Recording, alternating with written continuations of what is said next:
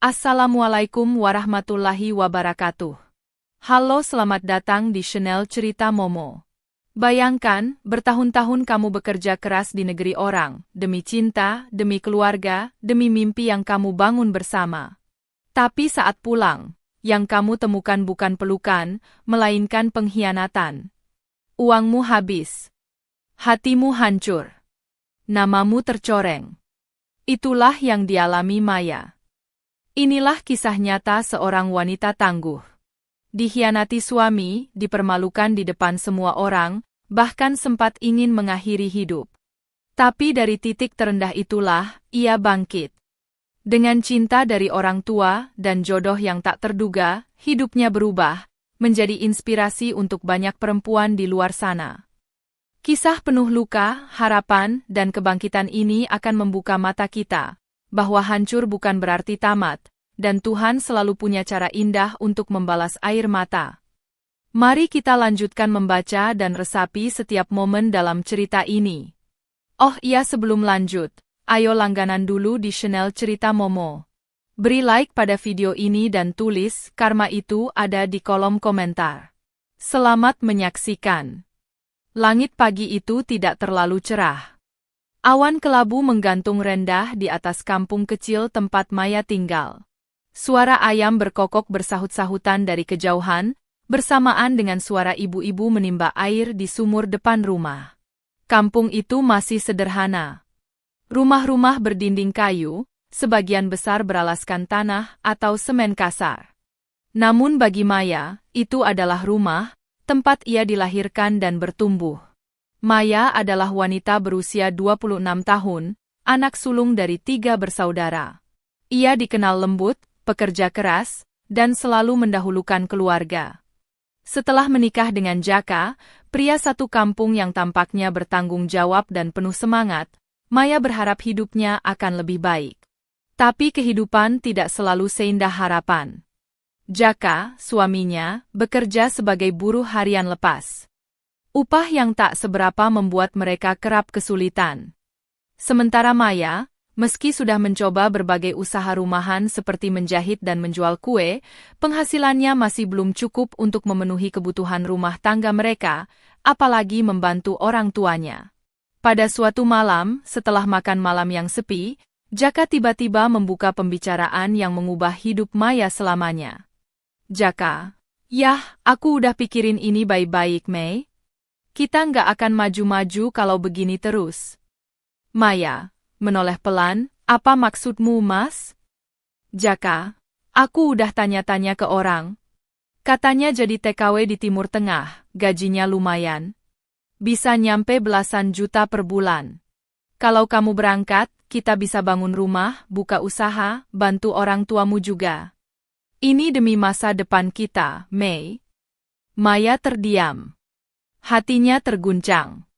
Ia tak pernah membayangkan harus pergi jauh, meninggalkan keluarganya, suaminya, demi uang. Tapi di sudut hatinya, ia tahu, kehidupan mereka tidak akan berubah jika terus seperti ini. Malam itu, Maya duduk memeluk lutut di teras rumah, memandangi langit gelap tanpa bintang. Ia mendengar suara ibunya dari dalam rumah, batuk kecil yang sudah lama tak kunjung sembuh. Lalu ia menatap ke arah rumah adiknya, yang baru saja melahirkan dan butuh banyak biaya. Ia menutup mata, lalu menghela napas panjang. Maya, dalam hati, kalau ini satu-satunya cara agar keluarga kita keluar dari kemiskinan, aku akan lakukan. 2 bulan kemudian. Bandara Soekarno-Hatta pagi itu tampak sibuk. Maya berdiri di antara para calon TKW lainnya yang mengenakan jaket seragam dari agen penyalur. Ia memeluk ibu dan bapaknya dengan erat, menahan tangis sekuat tenaga. "Ibu, hati-hati ya, Nak, jangan terlalu percaya sama orang. Jaga dirimu baik-baik di sana. Bapak, kalau kamu sudah capek dan berat, pulang saja. Uang bisa dicari lagi. Kamu anak kami satu-satunya yang berani sampai sejauh ini." Maya berusaha tersenyum. "Doakan Maya, Pak, Bu. Maya nggak akan lama. 3 tahun aja, nanti Maya pulang dan kita bisa buka warung." Ia menatap Jaka. Suaminya tampak tenang, bahkan tersenyum. Tapi Maya menangkap kilat aneh di matanya. Entah itu kecemasan, atau sesuatu yang lain. Jaka, aku janji Mei. Aku jaga rumah. Aku tunggu kamu.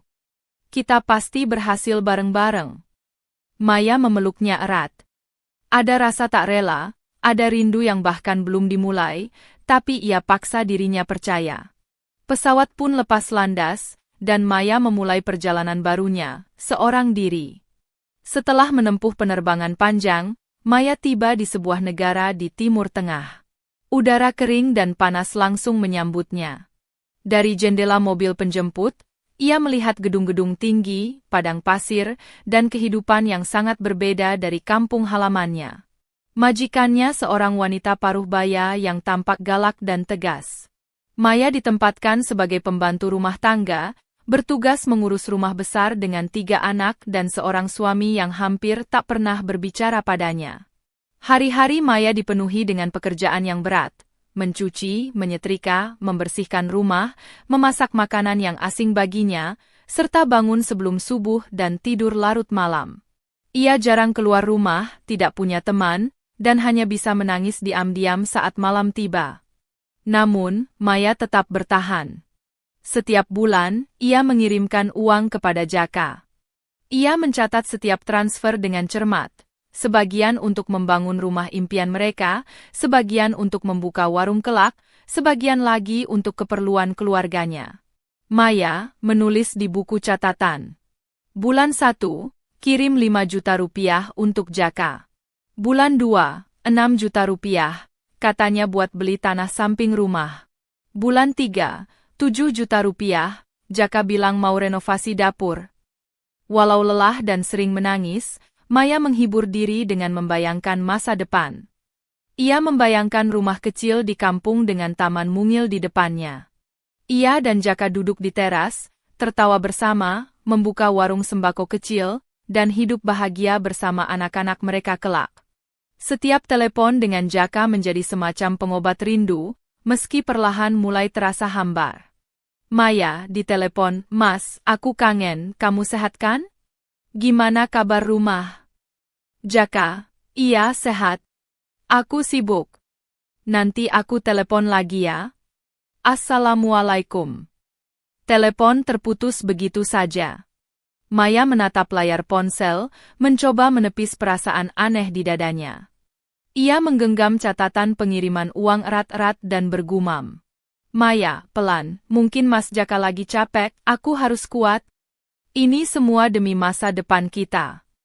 Tapi tak ada yang tahu bahwa di balik keputusannya menjadi TKW, kisah pahit telah menanti untuk merobek seluruh harapannya. Hari-hari di negeri orang terasa begitu panjang dan melelahkan bagi Maya. Dari matahari terbit hingga jauh malam, ia terus bekerja tanpa henti. Pagi dimulai dengan menyiapkan sarapan, menyapu dan mengepel seluruh rumah, mencuci pakaian segunung, dan merawat anak-anak majikan yang sering rewel. Belum lagi sang majikan perempuan yang kerap membentak, bahkan untuk kesalahan kecil. "Majikan, kenapa lantai masih lengket begini? Sudah kubilang, pakai cairan pembersih yang ini, bukan yang itu. Kamu dengar atau tidak?" Maya hanya bisa menunduk. Ia menahan air mata yang sudah menggenang, memaksa senyum agar tidak terlihat lemah. "Maya, dalam hati, aku tidak boleh menangis. Ini semua demi masa depan. Demi rumah impian bersama Jaka." Malam hari, saat semua tertidur, Maya baru punya waktu untuk dirinya sendiri. Di kamar kecilnya, ia duduk di lantai dan membuka buku catatan. Ia menulis jumlah uang yang sudah dikirimkan bulan ini, 6.500.000 rupiah.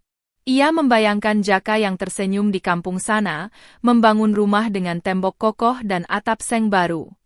Namun yang ada hanyalah layar ponsel yang semakin jarang menyala. Pesan dari Jaka mulai jarang dibalas. Telepon semakin singkat. Suara Jaka terdengar dingin, datar, dan sering tergesa-gesa.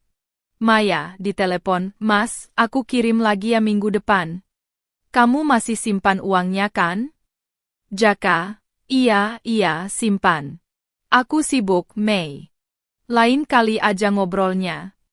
Setelah telepon ditutup, Maya menggigit bibir menahan air mata. Bukan hanya rasa capek yang menggerogotinya, tapi juga kesepian dan rasa tidak tenang. Setiap malam, Maya memeluk guling kecilnya, memandangi foto pernikahannya yang mulai lusuh, dan berdoa sambil berbisik. Ya Allah, lindungi aku. Lindungi keluarga di sana. Jangan biarkan semua ini sia-sia. Hari demi hari, minggu demi minggu, Maya terus bertahan. Bahkan saat telapak tangannya mulai mengelupas karena deterjen, saat tubuhnya demam tapi tetap harus bekerja, saat hatinya mulai merasa asing dengan suara suaminya sendiri. Ia tetap bertahan. Karena Maya percaya, cinta dan perjuangan tak akan mengkhianati. Tapi ia belum tahu bahwa jauh di tanah air, pengkhianatan tengah tumbuh diam-diam, dari orang yang paling ia percaya.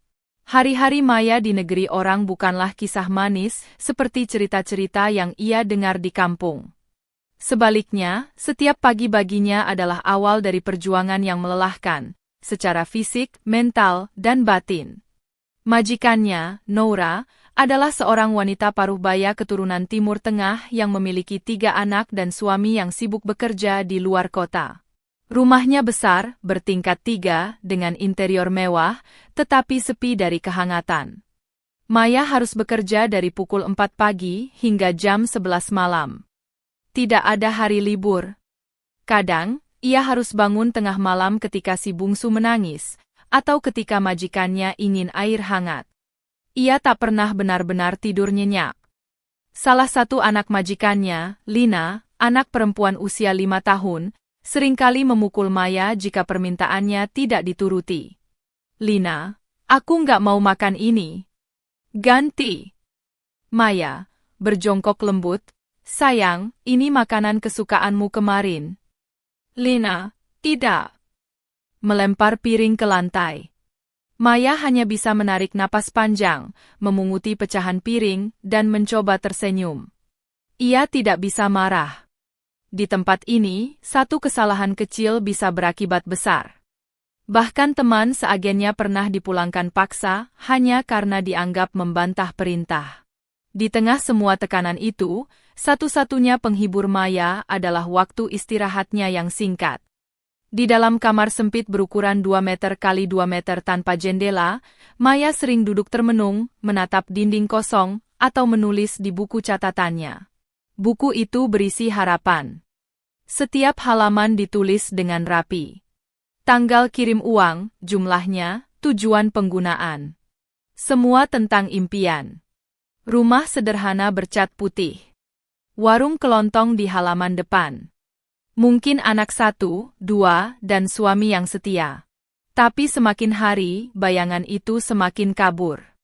4 bulan berlalu, komunikasi dengan Jaka makin jarang. Kadang seminggu sekali. Kadang 2 minggu sekali. Bahkan saat Maya mengirimkan uang lebih besar karena majikannya memberi bonus Ramadan, Jaka hanya membalas singkat. Jaka, oke, udah kuterima. Tanpa ucapan terima kasih. Tanpa cerita. Tanpa sapaan hangat seperti dulu. Maya mulai gelisah. Setiap kali menelepon, yang menjawab cepat-cepat, kadang malah dimatikan sepihak. Maya, Mas, kenapa kamu terdengar beda sekarang? Kamu nggak cerita apa-apa lagi. Kamu sehat kan? Rumah udah direnovasi? Tanah udah dibeli? Jaka, Mei, aku sibuk. Jangan tanya terus. Aku bukan pengangguran. Aku kerja juga. Maya terdiam. Suara di seberang sana terdengar seperti pria asing, bukan suaminya. Namun ia mencoba menenangkan diri. Ia membisikkan doa setiap malam agar semua baik-baik saja. Waktu terus berjalan. Setiap minggu, Maya menyaksikan teman-teman sesama TKW yang baru datang atau yang pulang ke Indonesia. Beberapa membawa cerita bahagia, ada yang sedih karena orang tua mereka meninggal saat mereka di luar negeri. Ada juga yang patah hati karena suaminya selingkuh. Maya diam-diam takut. Ia mendengar banyak cerita tentang suami yang berubah setelah istrinya bekerja di luar negeri. Tapi Maya menolak berpikir negatif. Maya menulis di buku. Aku percaya Jaka. Dia cinta padaku. Aku di sini untuk kami. Namun, dari balik rasa percaya itu, ia tahu ada sesuatu yang mulai retak. Malam penuh tangis. Suatu malam, Maya mendengar suara azan dari ponsel. Ia membuka aplikasi dan membaca pesan dari adiknya di kampung. Adik, Kak, kamu udah dikabarin belum sama Mas Jaka? Katanya dia sekarang sering ke rumah janda anak dua itu, yang dulu kerja di warung Burini. Maya membeku. Pesan itu dibacanya berkali-kali, jantungnya berdegup kencang. Ia mencoba menelepon Jaka malam itu juga, tapi tak diangkat. Keesokan harinya, ia menelepon lagi. Baru setelah 3 hari, Jaka menjawab. Maya, Mas, aku dengar kabar dari kampung, katanya kamu sering ke rumah perempuan itu bener enggak? Jaka, suara dingin. Ah, kamu dengar dari siapa sih? Nggak usah percaya omongan orang. Kamu tuh kerja aja yang bener, jangan banyak curiga. Maya, tapi aku istrimu, Mas. Aku cuma ingin tahu, kamu setia kan? Aku di sini demi kita, demi masa depan kita. Jaka, meninggikan suara, udah cukup. Aku males debat. Aku capek. Telepon terputus. Maya menangis sepanjang malam. Tangis yang tertahan selama berbulan-bulan akhirnya tumpah juga. Di kamar kecil yang pengap itu, ia merasa sepi, ditinggalkan, dan tidak berharga. Namun ia bertahan. Meski hatinya mulai retak, tubuhnya lelah, dan pikirannya kalut, Maya tetap menjalani harinya. Setiap kali ia merasa ingin menyerah, ia akan membuka catatannya, membaca kembali impian-impian yang ia tulis. Ia memejamkan mata dan membayangkan pelukan ibunya. Ia memikirkan adik-adiknya. Ia menguatkan diri. Maya, dalam hati. Aku tidak boleh pulang dengan tangan kosong. Tidak sekarang. Tidak sebelum mimpi ini terwujud. Namun, Maya tak tahu bahwa badai sesungguhnya baru akan datang. Waktu terus berjalan. Maya telah melewati lebih dari 1 tahun di negeri orang. Hari-harinya masih sama, penuh kerja keras, air mata yang tak terlihat, dan harapan yang ia sematkan dalam doa setiap malam. Namun akhir-akhir ini, harapan itu mulai memudar. Semakin hari, rasa rindu dan kekhawatirannya terhadap Jaka, suaminya, semakin kuat. Telepon makin jarang. Bahkan pesan singkatnya sering dibaca tapi tak dibalas. Jika dibalas pun, isinya hanya 1-2 kata. Jaka, lagi sibuk. Jaka, nanti aja. Jaka, udah makan belum? Sekilas tampak biasa, tapi Maya bisa merasakan perbedaannya. Suaminya dulu, pria yang dulu menangis saat mengantarnya ke bandara, kini terasa jauh dan asing. Ada ruang kosong yang tidak bisa ia isi, meski dengan cinta dan uang yang terus ia kirimkan. Maya mulai menyimpan pertanyaan di dalam hati. Pertanyaan yang tak ingin ia akui kebenarannya. Maya, dalam hati, Mas Jaka berubah kenapa? Benih curiga yang tumbuh diam-diam. Suatu hari, saat jam istirahat siang, Maya berhasil menelepon adik iparnya, Lia, adik perempuan Jaka. Percakapan itu awalnya biasa saja. Tapi ketika Maya mulai menanyakan keadaan rumah, nada suara Lia terdengar ragu. Maya, Lia, rumah kita gimana? Mas Jaka udah pasang keramik seperti rencana belum? Lia, diam sejenak, iya kak. Tapi kak Maya, ini kakak jangan marah ya. Maya, kenapa Lia? Ada apa? Lia akhirnya membuka suara pelan, seakan takut salah bicara. Lia, beberapa waktu ini Mas Jaka sering ke rumah Bu Narti, janda yang tinggal di ujung kampung. Orang-orang sih pada ngomongin, tapi aku nggak tahu pasti kak. Maaf ya, aku nggak berani tanya langsung ke Mas Jaka. Jantung Maya serasa berhenti berdetak. Nama Bu Narti bukanlah nama asing. Itu nama wanita yang sudah lama menjanda, punya 2 anak, dan dikenal genit oleh warga kampung. Maya, berbisik Bu Narti. Tangannya gemetar, napasnya sesak. Ia menatap layar ponsel yang tak lagi bergerak. Matanya mulai berkaca-kaca. Namun Maya bukan tipe wanita yang langsung menuduh. Ia mencoba meredam emosinya. Mungkin semua hanya salah paham. Mungkin Jaka hanya membantu Bu Narti, atau sekadar singgah sebentar. Ya mungkin. Tapi hati kecilnya tak percaya. Sinyal yang semakin buruk. 2 minggu kemudian, Maya mencoba menelepon Jaka.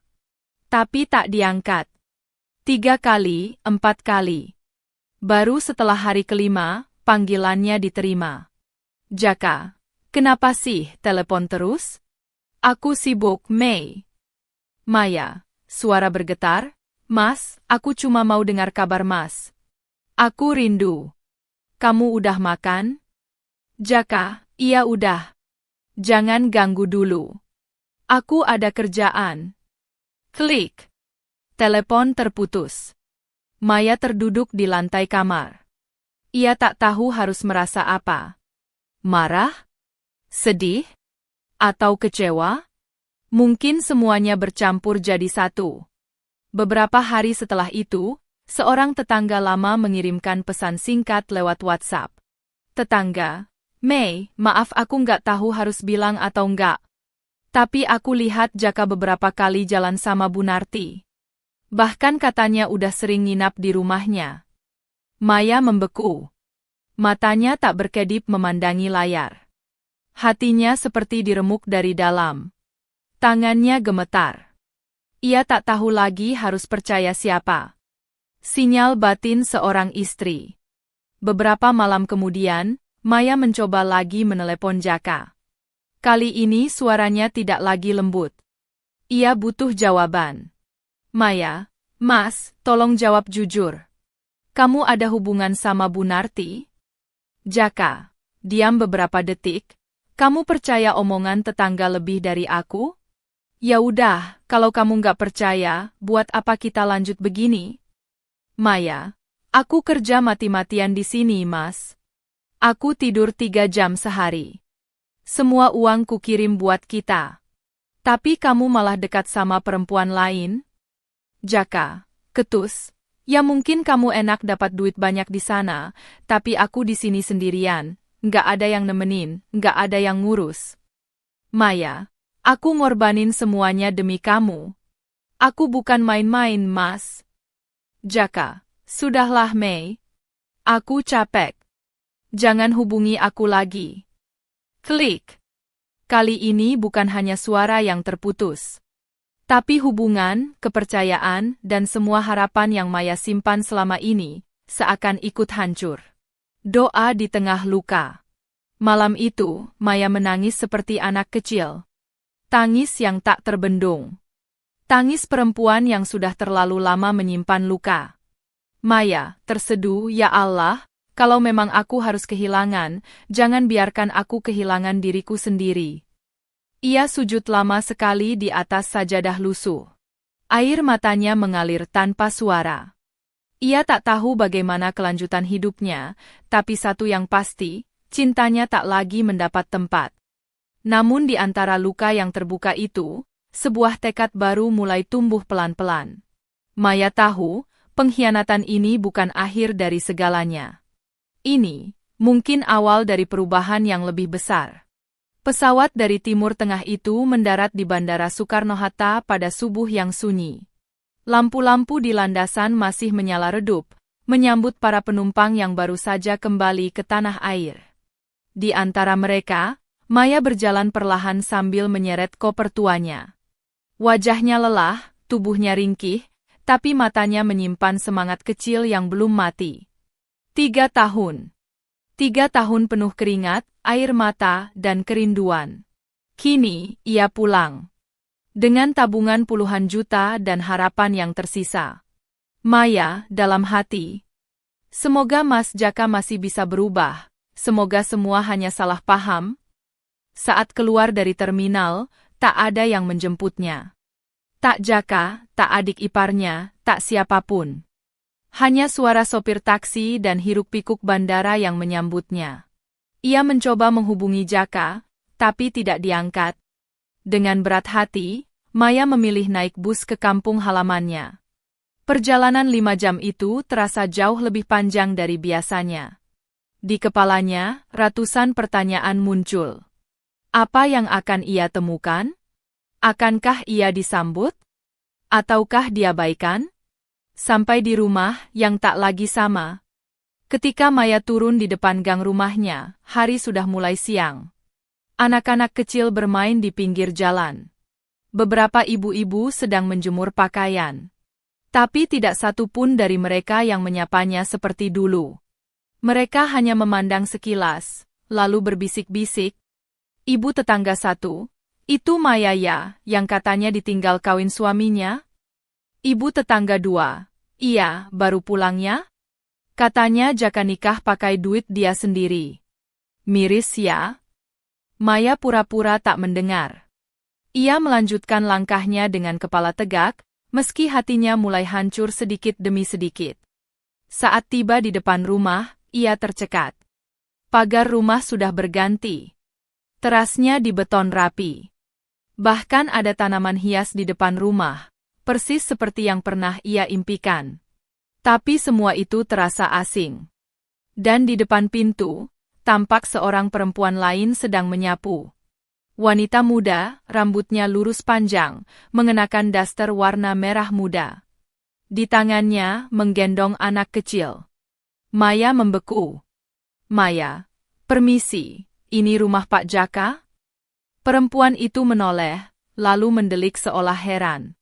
Wanita, iya betul. Kamu siapa ya? Hati Maya remuk. Ia menelan ludah, mencoba tetap tenang. Maya, saya istrinya. Saya Maya. Wanita itu tersenyum miring, lalu berseru ke dalam rumah. Wanita, Mas Jaka. Nih, istri lamamu pulang. Tak lama kemudian, Jaka muncul dari dalam rumah. Ia tampak lebih gemuk, kulitnya lebih gelap, dan matanya tak menyiratkan sedikit pun rasa bersalah. Jaka, kamu udah pulang? Maya, suara bergetar. Mas, ini maksudnya apa? Siapa dia? Jaka menarik napas panjang, lalu menjawab datar. Jaka, ini istriku sekarang. Kami nikah 2 tahun lalu. Aku pikir kamu nggak akan pulang. Kamu juga sibuk kerja, nggak sempat urus aku di sini. Maya tak mampu berkata-kata. Darahnya berdesir. Tangannya gemetar. Dunia seperti runtuh dalam satu kalimat. Nafasnya tersengal. Tapi belum selesai sampai di situ. Maya, uang yang kukirim, itu semua kemana, Mas? Jaka, mengangkat bahu. Ya aku pakai untuk renovasi rumah, dan, ya buat biaya nikah juga.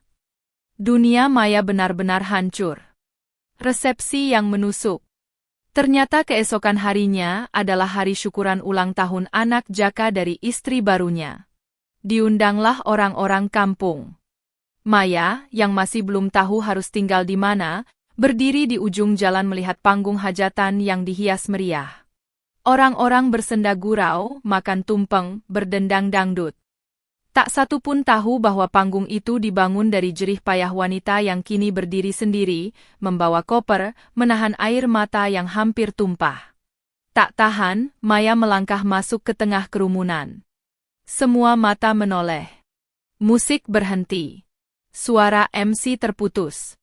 Maya berteriak. Ini semua uang siapa? Siapa yang banting tulang buat pesta ini? Kaget. Hening. Lalu riuh bisik-bisik mulai terdengar. Maya menangis. 3 tahun aku jadi TKW. Aku kirim uang tiap bulan buat suami yang katanya setia. Ini balasannya?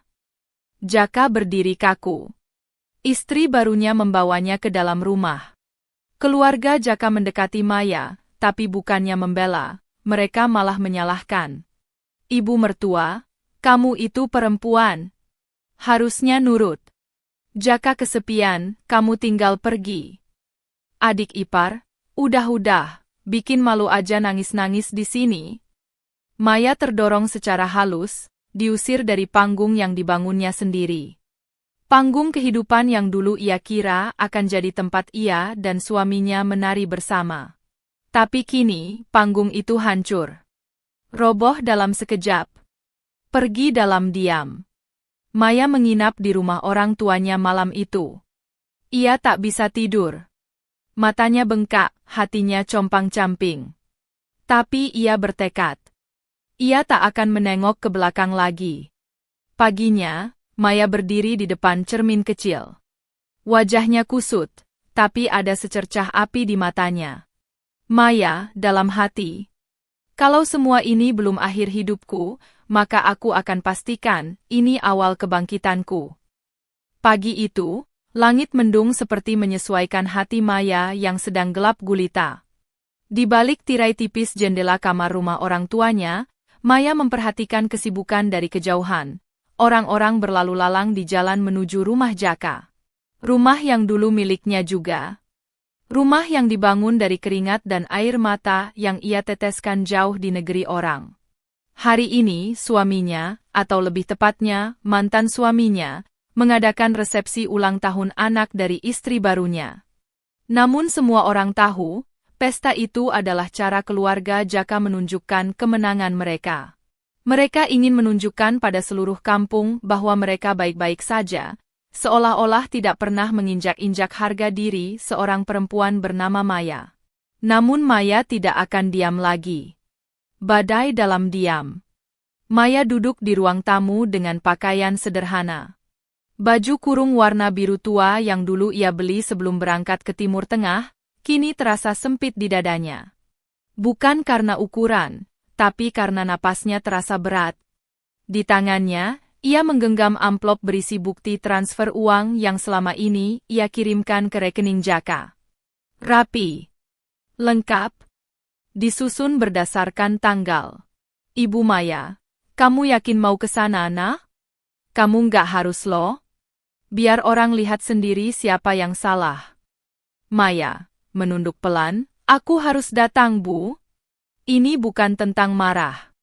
Ini tentang harga diriku sebagai perempuan. Ayahnya tak banyak bicara, hanya menatapnya dengan mata berkaca-kaca, lalu mengangguk. Doa tanpa suara mengiringi langkah Maya. Panggung dari dusta. Di rumah Jaka, musik dangdut sudah menggelegar. Tenda besar membentang menutupi halaman depan. Hiasan balon dan bunga plastik menghiasi sisi kiri kanan panggung kecil di mana sang MC sedang menghibur tamu. Istri Jaka duduk di kursi pelaminan seperti ratu, mengenakan kebaya merah terang, memangku anak kecil yang hari itu berulang tahun. Maya muncul di tengah keramaian. Langkahnya pelan, tapi pasti. Satu persatu mata menoleh. Musik mulai melambat. Bisik-bisik terdengar. Seolah waktu berhenti sejenak. MC berbisik ke kru, itu siapa? Loh, itu bukan istrinya Jaka yang dulu ya? Maya terus berjalan. Kakinya gemetar, tapi ia menahannya. Ia naik ke panggung tanpa diundang. Jaka yang sedang berdiri di samping istri barunya tampak kaget, wajahnya pucat. Ibu Jaka berdiri dari kursinya. Ketegangan pun memuncak. Maya, permisi. Suara Maya lembut, tapi mengiris seperti pisau. Maya, saya hanya ingin bicara sebentar. Hanya 5 menit. Bukan untuk mengganggu pesta ini, tapi untuk memberi kejelasan kepada semua yang hadir. Orang-orang menatap, sebagian merekam dengan ponsel mereka. Maya berdiri di tengah panggung, menghadap para tamu. Maya. Nama saya Maya. Saya adalah istri pertama dari Jaka. Saya pergi ke luar negeri, menjadi TKW di Timur Tengah, selama 3 tahun, meninggalkan keluarga, orang tua, dan suami saya, demi membangun rumah ini. Demi kehidupan yang lebih baik.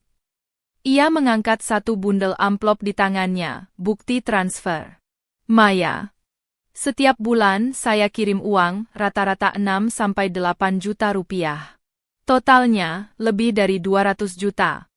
Dan semua uang itu, saya kirimkan ke rekening suami saya, orang yang berdiri di depan kalian hari ini. Maya. Tapi apa balasannya? Saat saya pulang, saya tidak disambut. Tidak diantar jemput. Tidak dipeluk. Tidak diberi kabar. Suasana hening. Bahkan suara kipas tenda terdengar jelas. Beberapa tamu mulai menunduk. Maya. Saya malah melihat rumah yang saya bangun, dipakai untuk wanita lain. Dipakai untuk menikah dengan perempuan ini. Ia menunjuk ke istri baru Jaka, yang kini mulai memeluk anaknya dengan gugup. Maya. Uang itu, uang yang saya kirim dengan tangan luka, dengan tubuh lelah, dengan rindu yang saya tahan bertahun-tahun, dipakai untuk menikah lagi. Tanpa izin. Tanpa kabar. Tanpa rasa malu. Jaka akhirnya angkat bicara, berusaha menahan malu. Jaka, sudahlah Maya. Kamu nggak tahu apa-apa. Aku cuma nikah karena kamu ninggalin aku terlalu lama. Maya, mata berkaca-kaca. Aku ninggalin kamu untuk kita. Untuk masa depan kita. Bukan untuk kamu hianati. Maya menatap ke tamu. Hari ini, saya datang bukan untuk mengemis cinta. Bukan untuk meminta maaf. Tapi untuk menunjukkan pada semua orang, bahwa perempuan tidak selamanya harus diam. Saya pulang untuk mengambil kembali harga diri saya. Lalu Maya membuka tas kecilnya dan melemparkan bukti transfer ke lantai panggung. Maya. Kalau kalian butuh bukti siapa yang membangun rumah ini, ambil itu. Baca satu persatu. Suara para tamu mulai terdengar. Beberapa berkata pelan, kok tega banget ya, kasihan Maya, ini benar-benar keterlaluan. Ibu mertua, menyela, sudahlah, bikin malu keluarga saja kamu. Maya berdiri tegak. Malu? Harusnya kalian malu karena tega mengambil hasil keringat orang tanpa rasa bersalah. Aku mungkin bukan siapa-siapa. Tapi hari ini, aku pulang, sebagai perempuan yang tidak akan diinjak-injak lagi. Maya turun dari panggung. Langkahnya tegap. Kepalanya tegak. Ia berjalan di antara kerumunan yang kini terdiam, tak satu pun berani menatap matanya. Beberapa ibu-ibu menyeka air mata. Seorang bapak tua menepuk pundaknya perlahan saat ia lewat. Pulang sebagai pemenang. Maya kembali ke rumah orang tuanya sore itu.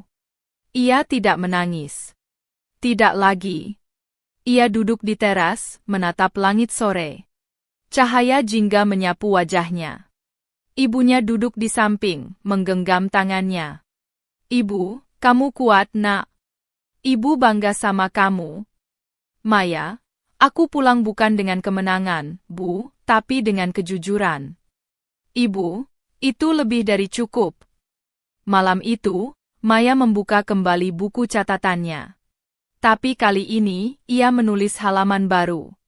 Hari ini aku berdiri untuk diriku sendiri. Untuk semua perempuan yang pernah dihancurkan, tapi memilih bangkit. Hujan deras mengguyur malam itu. Langit seperti ikut menangis bersama hati Maya yang hancur berkeping-keping. Air hujan menari di atap rumah orang tuanya, menenggelamkan dunia dalam suara gemuruh yang konstan. Di balik tirai jendela, Maya duduk sendirian. Punggungnya membungkuk, matanya sembab, dan wajahnya tampak jauh lebih tua dari usianya. Sudah seminggu berlalu sejak kejadian di panggung itu. Tapi rasanya seperti baru kemarin semua itu meledak. Maya masih mengingat jelas tatapan sinis keluarga Jaka, bisik-bisik tetangga, dan terutama, tatapan kosong dari lelaki yang dulu ia cintai. Maya, dalam hati. Kenapa? Kenapa semua ini terjadi padaku? Apa salahku? Ia bertanya-tanya setiap hari. Tapi tak pernah ada jawaban yang memuaskan hatinya. Yang ada hanya rasa sesak yang terus menghimpit dadanya. Dihina, dicaci, ditikam dari belakang. Tak lama setelah kejadian itu, Maya mulai merasakan dampaknya. beberapa orang mulai menjauhinya. Bukan karena mereka benci, tapi karena takut ikut terseret dalam drama keluarga yang memalukan. Orang-orang di kampung lebih memilih diam. Bahkan sebagian malah menuding Maya sebagai perempuan yang terlalu mandiri, yang melupakan kodrat sebagai istri. Ibu-ibu tetangga. Makanya perempuan jangan jauh-jauh dari suami. Nanti ya gitu. Dia juga sih, ninggalin suaminya sampai 3 tahun. Wajar kalau Jaka cari yang baru. Maya hanya bisa mendengar. Menyerap semuanya. Tak lagi mampu membela diri. Suaranya sudah habis. Tenaganya kering. Dan hatinya kosong. Pelarian dalam gelap. Setiap malam, Maya sulit tidur. Ia mulai kehilangan nafsu makan. Badannya menurun drastis. Ibunya memaksanya makan, tapi seringkali Maya hanya menatap piring tanpa menyentuhnya. Hari-harinya dilalui dengan tatapan kosong ke arah langit. Kadang menangis tanpa suara. Kadang hanya diam menatap lantai. Sampai pada suatu malam, Maya berjalan sendirian ke sungai kecil di ujung desa. Ia berdiri di atas jembatan bambu, memandangi aliran air yang tenang di bawah sana. Hujan rintik-rintik menetes di wajahnya. Di tangannya, ia menggenggam foto pernikahannya yang lusuh, yang sejak dulu selalu ia simpan. Ia melihat foto itu sekali lagi, lalu menggenggamnya erat. Maya berbisik. Kalau aku hilang, apa ada yang peduli? Maya melangkah satu kaki ke tepi jembatan. Kalau aku pergi, mungkin sakit ini berhenti. Air sungai mengalir tenang, seperti mengundang.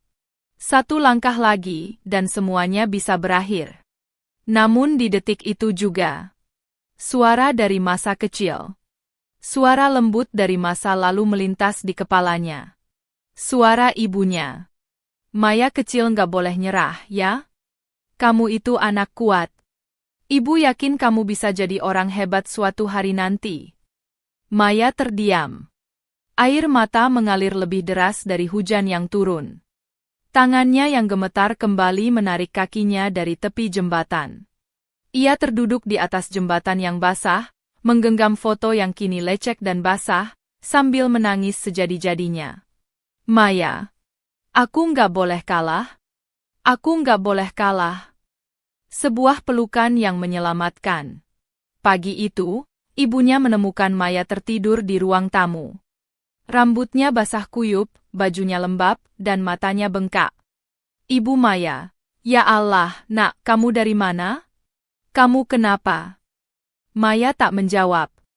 Ia hanya menangis dalam pelukan ibunya. Tangis yang bukan sekadar sakit, tapi juga penyesalan, ketakutan, dan kehilangan arah. Maya, Bu?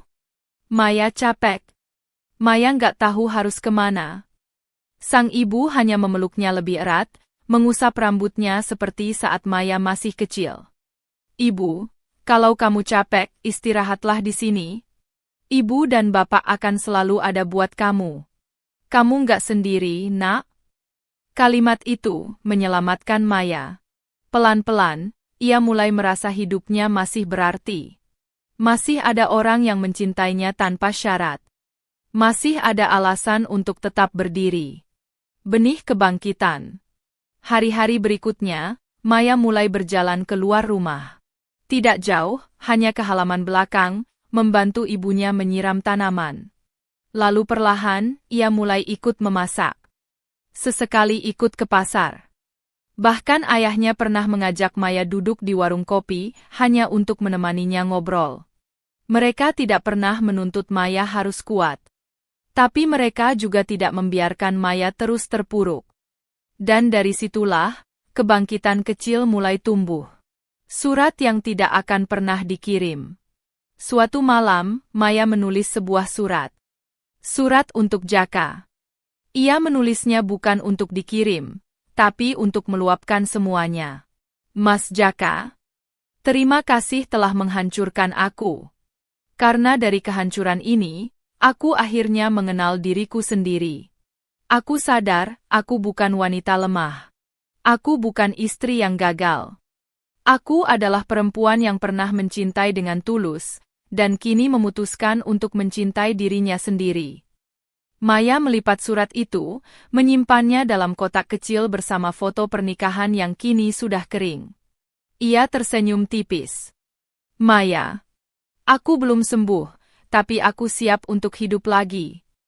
Setelah hari-hari panjang yang dilalui dengan luka dan keheningan, pagi itu terasa berbeda. Matahari muncul perlahan dari balik bukit kecil di belakang rumah orang tua Maya. Sinar jingganya menyapu halaman rumah, menghangatkan udara dan menyentuh wajah Maya yang sedang duduk di tangga teras. Untuk pertama kalinya dalam beberapa minggu, ia membuka matanya sambil menatap langit dengan lebih tenang. Ibunya datang dari dapur membawa sepiring nasi dan tempe goreng. Ibu, sarapan dulu, nak. Ibu masakin yang kamu suka. Maya tersenyum samar, menerima piring itu dengan dua tangan. Bukan karena lapar, tapi karena rasa terima kasih yang tak bisa diucapkan lewat kata. Maya, makasih, Bu. Itu pertama kalinya ia mengucapkan kata terima kasih sejak kepulangannya. Ibunya tertegun, lalu duduk di sebelah Maya, memandangi langit bersama-sama. Ibu, dulu waktu kecil, kamu kalau jatuh pasti langsung berdiri lagi. Luka di lutut nggak bikin kamu berhenti main, malah lari lebih kencang. Maya, sekarang lukanya di hati, Bu. Susah disembuhkan. Ibu, tersenyum lembut, tapi nggak mustahil kan? Ayah mulai bicara. Ayah Maya bukan tipe lelaki yang banyak bicara. Tapi pagi itu, ia duduk bersama mereka sambil menyesap teh hangat. Sorot matanya tidak menekan, tapi menenangkan. Ayah, Bapak tahu kamu kecewa, Maya. Tapi kamu bukan orang yang kalah. Orang yang kalah itu yang nyerah. Kamu masih di sini, masih bisa senyum, itu tandanya kamu menang. Maya, tapi semua orang bicara buruk tentang aku, Pak. Ayah, biarin aja. Mulut orang nggak bisa kita tutup. Tapi telinga kita bisa kita jaga. Kalimat itu menghantam Maya dengan lembut, seperti angin yang meniup debu di jendela hatinya. Perlahan, ia merasa lebih ringan. Usaha kecil-kecilan. Beberapa hari setelah percakapan itu, ibunya mengajak Maya ke pasar. Mereka membeli bahan-bahan untuk membuat gorengan. Risoles, pastel, bakwan, dan tahu isi. Maya yang dulu hanya bisa melihat ibunya bekerja, kini mulai ikut membantu. Mereka menggoreng bersama di dapur sempit, tertawa saat adonan muncrat, dan merasa puas saat hasilnya mulai tampak rapi. Sore harinya, mereka titipkan gorengan ke warung dekat rumah. Ibu warung, wah, ini enak banget loh. Boleh titip terus tiap hari? Dari situ, Maya merasa jantungnya mulai berdetak lagi. Ia mulai menyiapkan catatan sederhana, bahan, harga, untung rugi. Aktivitas itu membuat pikirannya sibuk, tapi bukan karena beban, melainkan karena harapan baru yang perlahan tumbuh. Maya yang baru. Sebulan kemudian, Maya sudah terbiasa dengan rutinitas barunya. Bangun subuh, bantu ibu menyiapkan dagangan, lalu duduk di teras sambil membaca buku-buku motivasi yang dipinjamkan oleh seorang tetangganya yang baik hati. Suatu hari, saat sedang menyapu halaman, seorang tetangga yang dulu sering mencibir tiba-tiba menghampiri. Bu Sarti, Mei, aku lihat kamu sekarang lebih cerah ya? Maaf ya dulu aku ikut-ikutan ngomong gak enak, ternyata kamu lebih kuat dari yang kami kira. Maya hanya tersenyum. Maya, enggak apa-apa Bu. Yang penting saya sekarang udah enggak hidup dari luka. Ucapan itu bukan untuk membela diri, tapi sebagai tanda bahwa Maya sudah melepaskan. Tidak mudah, tapi perlahan ia mulai berdamai dengan masa lalunya. Pertemuan tak terduga. Beberapa minggu kemudian, Maya dan ibunya diundang ke pengajian ibu-ibu di balai desa. Di sana, Maya bertemu dengan seorang ibu yang baru pindah ke kampung. Mereka mengobrol dan ibu itu memperkenalkan anaknya, seorang duda mapan, pemilik toko bangunan dan gudang beras di kota sebelah. Ibu baru, anak saya dulu kerja di luar negeri juga. Jadi kalau kamu ngobrol, pasti nyambung. Maya hanya tersenyum. Ia belum terlalu memikirkan perjodohan atau cinta baru. Tapi ketika perkenalan itu terjadi, entah mengapa, hatinya tidak menolak. Ia hanya merasa hangat. Bapak tersenyum lagi. Suatu malam, setelah semua dagangan habis dan dapur sudah bersih, ayah Maya duduk di depan rumah sambil menatap langit. Ayah, kamu udah jadi perempuan kuat, Mei? Bapak bangga. Maya belum berhasil, Pak. Ayah, tapi kamu sudah bangkit. Itu lebih penting. Maya menatap langit, lalu menatap ayahnya. Dan di detik itu, ia tahu, meskipun hatinya pernah dihancurkan, hidup memberinya keluarga yang akan selalu jadi tempat pulang. Langkah kecil menuju cahaya. Dari seorang istri yang dikhianati, Maya kini menjadi wanita yang berdiri di atas kakinya sendiri. Ia belum kaya, belum punya banyak. Tapi ia punya harga diri, cinta dari orang tua, dan secercah harapan bahwa masa depan masih bisa diperjuangkan. Dan cahaya itu, pertama kali muncul dari tempat yang paling sederhana. Dari tangan seorang ibu yang tetap memeluknya, dan dari suara ayah yang percaya padanya. Matahari pagi menyinari dapur kecil di rumah orang tua Maya. Di sana, Maya sedang membungkus gorengan sambil bersenandung kecil. Tangannya lincah, wajahnya mulai berseri, dan senyum itu, senyum yang dulu hilang, kini kembali menghiasi wajahnya. Sudah hampir 4 bulan sejak ia mulai berdagang bersama ibunya. Usahanya memang kecil, tapi cukup untuk membuatnya merasa hidup. Bahkan Maya kini sering membantu tetangga membuat desain label kemasan, belajar dari video online, dan ikut pengajian serta pelatihan UMKM tingkat desa. Siapa sangka, dari reruntuhan luka, Maya justru tumbuh menjadi perempuan yang semakin kuat dan produktif. Dan di tengah rutinitas sederhana itu, Tuhan diam-diam menyusun skenario baru. Tamu tak dikenal. Pagi itu, seperti biasa, Maya mengantar dagangannya ke warung Burina. Di sana sudah berdiri seorang pria bertubuh tinggi, berwajah tenang, mengenakan kemeja lengan panjang dengan celana jeans bersih. Pria itu sedang menurunkan karung beras dari mobil pick-up. Burina. Oh Mei, kenalin. Ini Mas Raihan, anak Bu Rahayu, yang pindah ke kampung kita bulan lalu. Dia punya gudang beras di kota sebelah. Baru mulai pasok-pasok warung di sini juga. Maya tersenyum sopan, mengangguk pelan. Saya Maya. Raihan, menyambut ramah, saya Raihan. Senang kenalannya. Itu pertemuan pertama mereka. Singkat, biasa. Tapi cukup bagi Raihan untuk mengingat wajah Maya dengan baik. Pertemuan yang diulang takdir. Beberapa hari kemudian, Maya kembali bertemu Raihan di acara pengajian. Mereka duduk tak jauh, sama-sama diam, tapi sesekali pandangan mereka bertemu. Saat makan bersama, Bu Rahayu malah sengaja menarik Maya duduk di dekat mereka. Bu Rahayu, Maya ini perempuan rajin. Saya dengar dari Bu Rina. Mandiri pula. Raihan, tersenyum sambil menyendok sayur, iya, kelihatan kok. Beda auranya. Maya hanya tertawa kecil, tidak tahu harus menjawab apa. Tapi di malam hari, saat ia menulis di jurnal kecilnya, nama Raihan muncul tanpa sengaja. Bukan karena tampannya, tapi karena caranya menatap tidak seperti laki-laki yang pernah ia kenal sebelumnya.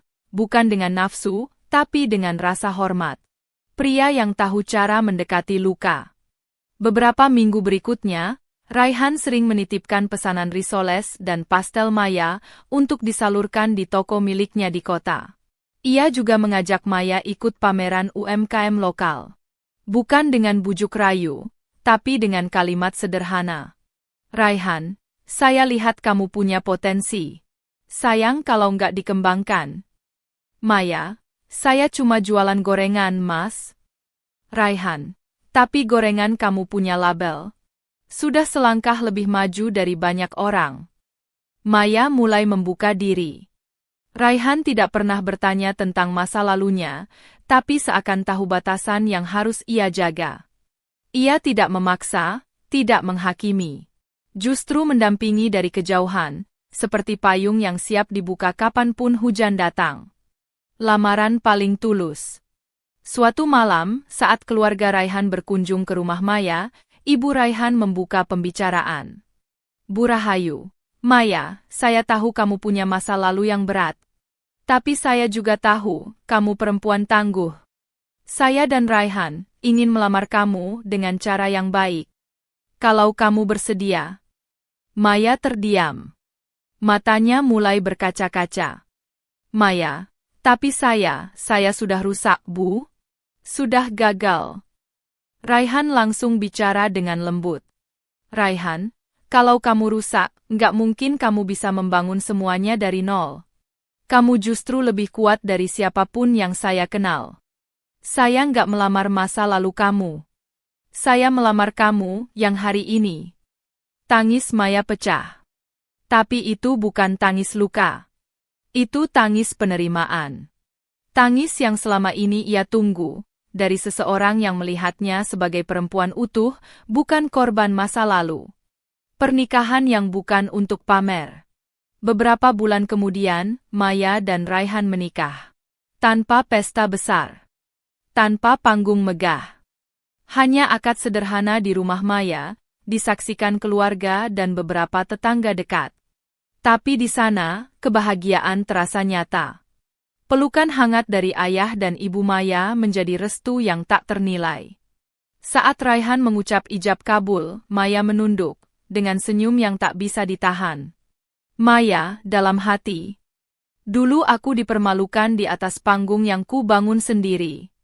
Tapi hari ini, aku dimuliakan di rumah tempat aku dibesarkan. Hidup baru yang sederhana tapi bahagia. Setelah menikah, Maya dan Raihan tinggal di rumah sederhana di kota. Mereka mengelola usaha bersama. Gorengan Maya kini berkembang menjadi merek camilan kemasan rumahan. Raihan membuka jaringan ke beberapa toko modern. Mereka saling melengkapi, Maya kreatif, Raihan strategis. Hidup mereka tidak mewah, tapi cukup. Dan yang terpenting, penuh rasa saling menghargai. Di suatu sore, saat mereka duduk berdua di teras rumah, Maya menatap suaminya dengan mata penuh syukur. Maya, Mas, kamu tahu nggak, aku nggak pernah nyangka akan bahagia lagi. Raihan, tapi kamu layak bahagia. Dan aku bersyukur bisa jadi bagian dari kebangkitan kamu. Langit sore mulai merona oranye keemasan ketika Maya menutup toko kecilnya bersama Raihan. Sejak pernikahan mereka beberapa bulan lalu, usaha makanan ringan Maya berkembang pesat. Kemasan pastel beku dan risoles isi dagingnya kini sudah masuk ke beberapa toko swalayan lokal. Maya bahkan mulai menerima pesanan daring, dibantu 2 pegawai yang bekerja paruh waktu. Hidup Maya tak lagi penuh luka. Ia masih mengingat masa lalunya. Tapi bukan dengan air mata, melainkan sebagai pelajaran. Setiap langkah kini ia tapaki dengan tenang. Ia tak pernah berharap balas dendam. Tapi semesta, seperti biasa, punya cara sendiri menunjukkan keadilan. Kabar dari kampung. Suatu malam, saat Maya sedang merapikan nota pesanan, ibunya menelepon. Ibu, Mei, kamu dengar kabar soal Jaka enggak? Maya terdiam sebentar. Maya, enggak Bu. Ada apa? Ibu, pelan, usaha kayu miliknya bangkrut. Rumah itu udah disita bank. Istrinya juga ninggalin dia.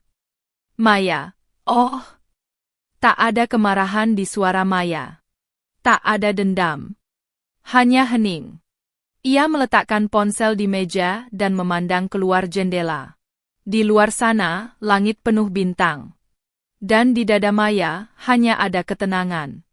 Surat dari masa lalu. Beberapa hari kemudian, sebuah amplop datang ke alamat toko Maya. Tidak tercantum pengirimnya, tapi tulisan di depan sangat dikenali Maya. Tulisan tangan Jaka. Ia membuka surat itu dengan tangan tenang. Isinya singkat. Maya, aku tahu aku tidak pantas meminta apapun. Tapi jika kau bersedia, aku ingin bertemu. Aku hanya ingin minta maaf. Maya membaca ulang surat itu. Dulu, ia mungkin akan menangis. Tapi sekarang, ia hanya menarik napas dalam. Raihan, dari balik dapur, kamu kelihatan mikir berat. Ada yang gangguin? Maya tersenyum. Maya, cuma surat dari masa lalu. Tapi udah aku simpan. Raihan, kamu mau jawab? Maya, enggak. Yang lalu, biarlah berlalu. Jaka yang terpuruk. Sementara itu, jauh di kampung, Jaka duduk di teras rumah kontrakan kecil. Baju lusuh, rambut berantakan. Sudah 2 bulan ia ditinggal istrinya. Setelah usahanya bangkrut karena utang dan salah kelola, ia kehabisan arah. Teman-teman mulai menjauh. Keluarganya tak bisa bantu banyak. Dan yang lebih menyakitkan, ia menyadari bahwa semua yang dulu ia banggakan dibangun dari kerja keras orang lain, dari Maya. Ia sudah kirim surat, tapi tak pernah dibalas. Ia mencoba datang langsung ke alamat Maya, tapi hanya bertemu satpam yang berkata, "Satpam, Bu Maya nggak pernah mau terima tamu yang nggak punya janji." Jaka pulang dalam hujan. Sendirian. Sakit yang dulu ia abaikan kini kembali kepadanya, berlipat ganda. Maya tak lagi sama. Beberapa minggu kemudian, Maya duduk di depan cermin, mengenakan kebaya biru muda, bersiap untuk menghadiri pelatihan UMKM sebagai pembicara tamu. Namanya kini mulai dikenal di kalangan pengusaha kecil. Cerita perjuangannya menjadi inspirasi bagi banyak wanita, terutama mereka yang pernah mengalami kekerasan dalam rumah tangga, dikhianati, dan dibiarkan hancur sendirian. Ia menatap pantulan wajahnya sendiri.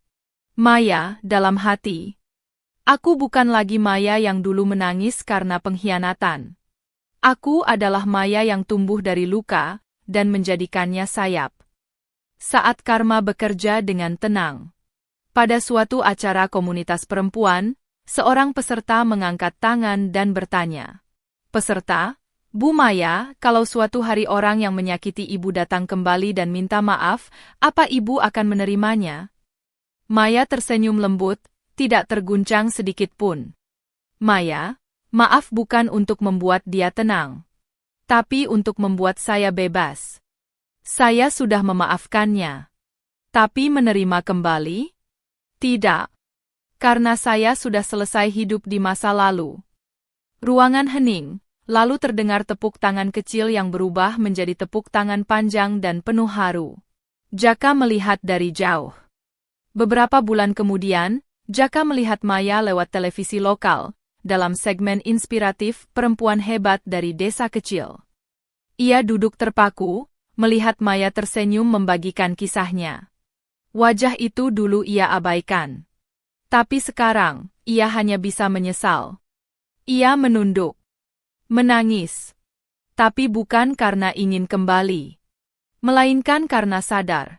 Ia telah melepaskan sesuatu yang takkan pernah ia dapatkan lagi seumur hidupnya. Maya melangkah ke masa depan. Malam itu, Maya dan Raihan duduk di taman kota. Mereka tidak bicara banyak. Hanya saling menggenggam tangan. Raihan, terima kasih udah nggak menyerah dulu. Maya, terima kasih udah datang tanpa harus aku minta. Di langit, bulan bersinar penuh. Dan di hati Maya, luka telah sembuh sepenuhnya. Pagi itu, sinar matahari menembus kaca jendela ruang kerja Maya, menyapu meja kayu tempat ia menyusun produk barunya. Di sisi meja, ada katalog produk frozen food dengan logo sederhana bertuliskan, Maya Rasa, dari hati untuk keluarga. Maya sedang menyiapkan materi untuk acara talk show nasional perempuan mandiri yang akan digelar di kota besar. Ia diminta jadi narasumber, bukan karena popularitas, tapi karena kisah hidupnya yang menginspirasi ribuan wanita. Beberapa tahun lalu, ia hanyalah perempuan yang pulang dengan luka. Kini, ia dikenal sebagai simbol kebangkitan dan harapan. Rumah yang dulu hanya impian. Di halaman rumah barunya, yang dibangun perlahan dari hasil usahanya sendiri, terdapat taman kecil berisi bunga lavender dan mawar yang dirawatnya setiap pagi. Tak megah, tapi bersih dan damai. Di sana, Maya dan Raihan biasa minum teh sore sambil bercengkerama ringan. Maya, kamu tahu nggak, dulu aku cuma bisa bayangin punya rumah kayak gini. Raihan, dan sekarang kamu nggak cuma punya rumah, tapi juga hidup yang kamu bangun sendiri. Raihan bukan hanya suami, tapi sahabat jiwa. Ia tidak pernah menuntut Maya untuk melupakan masa lalunya, tapi selalu menggandengnya untuk berjalan ke masa depan. Suara dari mereka yang terinspirasi. Maya sering menerima surat dan pesan dari perempuan-perempuan yang merasa dikuatkan oleh ceritanya. Ada yang TKW di luar negeri, ibu rumah tangga, janda muda, bahkan gadis remaja yang pernah dipatahkan cinta. Pesan dari seorang TKW di Taiwan. Mbak Maya, setelah dengar cerita Mbak, saya jadi nggak takut pulang. Saya tahu sekarang, saya bisa mulai lagi. Maya selalu membaca satu persatu. Tak semua bisa ia balas. Tapi semuanya ia simpan. Karena itu adalah pengingat bahwa luka kita bisa menjadi cahaya bagi orang lain. Kembali ke kampung, tapi kali ini berbeda. Suatu hari, Maya pulang ke kampung bersama Raihan. Ia tidak datang untuk pamer, tidak juga untuk mengungkit masa lalu. Ia datang untuk mengisi seminar kewirausahaan di balai desa. Saat ia berdiri di depan warga kampung, beberapa di antaranya dulu mencibir dan menuduhnya. Maya berbicara dengan senyum tenang. Maya, dulu saya pernah merasa hidup saya hancur. Tapi ternyata, kehancuran itu bukan akhir. Itu awal. Saya percaya, setiap dari kita punya kesempatan kedua. Bahkan ketiga, keempat. Asal kita tidak menyerah pada hidup. Beberapa orang menunduk. Beberapa mengangguk. Dan sebagian meneteskan air mata. Setelah acara, seorang ibu mendekat dan memeluk Maya. Ibu itu, maafkan saya dulu ya, Mei. Saya salah menilai kamu. Tapi saya bangga banget sekarang. Maya memeluknya balik. Tak ada dendam. Tak ada gengsi. Maya, sudah selesai, Bu? Sekarang kita sama-sama belajar jadi lebih baik. Kenangan yang sudah tenang. Di malam hari, Maya membuka kotak kayu kecil tempat ia menyimpan surat-surat dan foto lama. Ada surat dari Jaka yang tak pernah ia balas, dan foto pernikahan lama yang kini hanya tinggal kenangan. Maya, dalam hati. Terima kasih, Jaka. Tanpa luka itu, aku takkan jadi seperti sekarang. Ia lalu menutup kotak itu dan menguncinya, bukan untuk mengubur masa lalu, tapi untuk menandai bahwa ia telah selesai dengannya. Hidup yang penuh syukur. Kini Maya hidup tidak hanya dengan cinta, tapi dengan syukur. Ia tidak menyesali apa yang telah terjadi. Karena justru dari situlah ia belajar. Bahwa pengkhianatan bukan akhir dari segalanya. Bahwa orang tua adalah pelita saat dunia gelap. Bahwa cinta sejati datang tanpa dipaksa. Dan bahwa perempuan bisa bangkit dari apapun jika ia memilih untuk berdiri. Pesan dari Maya. Dalam acara terakhir yang ia hadiri, saat ditanya apa pesan untuk semua perempuan di luar sana, Maya berkata, "Kita boleh jatuh. Kita boleh menangis. Tapi jangan pernah lupa bahwa hidup ini terus berjalan. Luka bisa sembuh, hati bisa kuat lagi, dan masa depan bisa lebih indah, asal kita mau berdamai dengan diri sendiri. Aku bukan wanita hebat. Aku hanya wanita yang memutuskan untuk tidak hancur selamanya." Dan dengan itu, layar perlahan gelap. Tapi kisah Maya tak pernah benar-benar selesai. Karena kini, ia hidup. Bukan lagi untuk menyembuhkan luka, tapi untuk menyalakan harapan.